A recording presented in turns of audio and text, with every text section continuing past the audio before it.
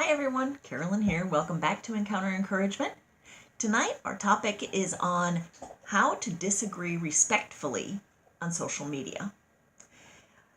I'm first going to start with a proverb, and it's Proverbs 15:1, and it says, "A gentle answer turns away wrath, but a harsh word stirs up anger." I know this is a very controversial topic, so I'm hoping that I have a gentle word to turn away wrath and that I don't stir up anger. So that's where we're going to start. Social media is a very powerful way to share information and to learn, to get to know each other, and to, give ideas about our life, tell what we think about things. But it can also be a major source of contention if used inappropriately. Some people seem to think everyone is entitled to their own opinion, as long as it's the same as mine. Unfortunately, this mindset has become very pervasive in our society today, and it seems to be a big source of the contentions that we see on social media these days.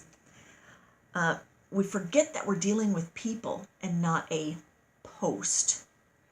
We just think because we can't see them that it doesn't matter what we say.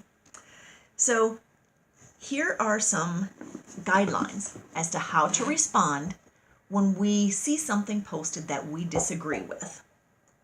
First, remember, you are dealing with a person. This person has feelings just like you do. And this person, contrary to your opinion, is entitled to their own opinion. They are also guaranteed free speech just like you are. Okay, so keep that all in mind. Secondly, remember, stick to the topic. If you keep your responses only on the topic at hand and you don't bring up anything else, and above all, you don't get personal, then you can move on to the next step. And remember, you want a conversation, not a confrontation. So you want to keep it civil. You want to say, I disagree, and here's why I disagree with you. Keep it easy. You can state your point in facts if you have facts to back you up. But if it's just an opinion and you disagree with somebody else's opinion and you have your opinion, state your opinion as your own. But again, keep it civil.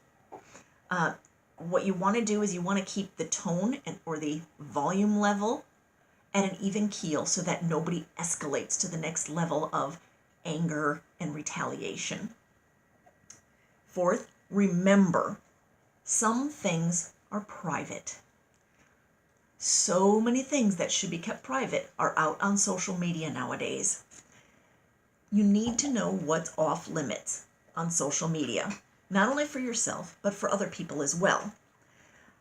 Family matters should be kept private. If you cannot have a conversation with somebody outside of social media, then do it in a private message to that person.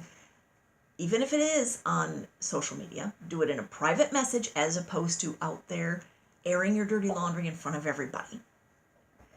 Another thing that should be kept private is something very inflammatory.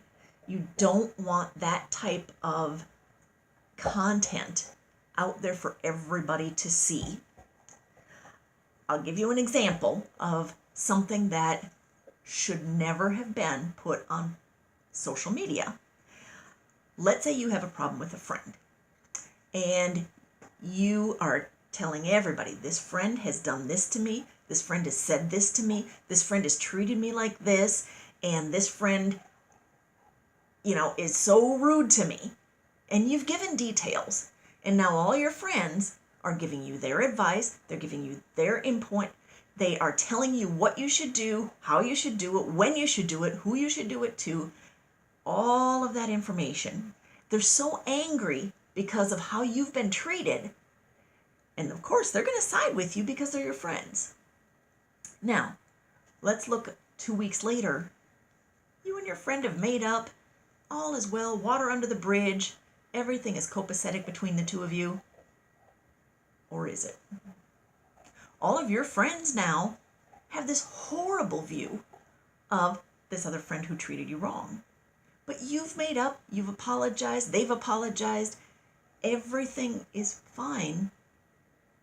You're going on your merry old way, but your friends can't do that now because they're still trying to protect you, and they still have all those horrible images that you put out there in their head.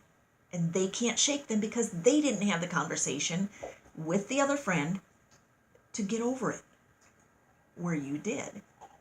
Now it's out there, dirty laundry. You can't take it back. My best advice, feel free to roll your eyes and move on when somebody posts something that you disagree with. It's okay to just say whatever. Let them have their opinions. I know what I believe. I don't need to convince them otherwise. I know they're not going to change their mind. The other thing is keep your mouth shut. We'll go back to one more proverb. It says, even a fool, when he keeps silent, is thought to be wise. When he keeps his lips closed, he is considered prudent. Even if you don't agree with the Bible, this is so true. If you don't say anything, you can't be held accountable for words that now hurt somebody else. Keep your mouth shut. Everything will go away. They'll go on their merry old way with their opinion. You'll go on your merry old way with your opinion. Feel free to disagree. Okay? That's the best thing. You can have a conversation. Don't have a confrontation. You can stick to the topic. Don't get personal. Keep private things private. But it's okay to disagree. The last proverb I want to share is Proverbs 20, verse 3.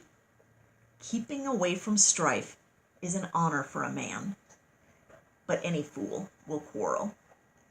So hopefully this will stop not only me, but some of you maybe from being the fool who quarrels or having to deal with a fool who's willing to quarrel.